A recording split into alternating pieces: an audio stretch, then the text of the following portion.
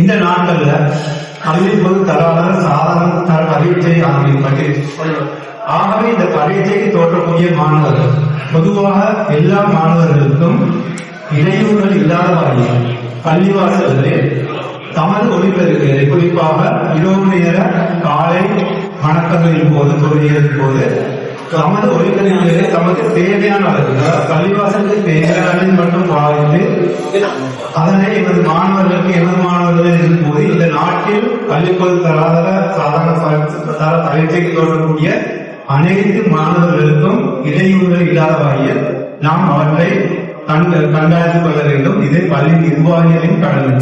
நிர்வாகத்தினர் இது தொடர்பாக கொஞ்சம் கண்காணிப்போடு நடந்து கொள்ளுமாறு கேட்டுக்கொள்கிறார்.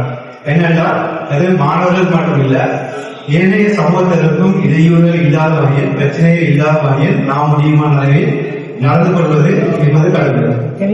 அதே போல நாம் பொதுவாக இஃப்தார் நிகழ்வுகள் செய்கிறோம். அதாவது குழுக்களாக பொது அமைப்புகள் மூலமாக இவ்வாறான இஃப்தார் நிகழ்வுகளின் போது நாம் முடியுமான அளவுல ஏனைய சமூகத்தினரையும் அதுல கலந்து கொள்ள செய்வது முக்கியமான ஒரு விஷயம். நாம் கடந்த காலங்களை பார்த்தோம், அவங்க இதை விரும்புறாங்க. ஏனைய சமூகத்தில இந்த இஃப்தார் நிகழ்வுகள் கலந்து கொள்ள விரும்புறாங்க. ஆகவே நாம் முடியுமான அளவுல அவங்களையும் இந்த இஃப்தார் நிகழ்வுகள் கலந்து கொள்ள செய்யுமாறு நாம் இந்த பொது அமைப்புகளை தயவோடு கேட்டுக்கொள்கிறேன்.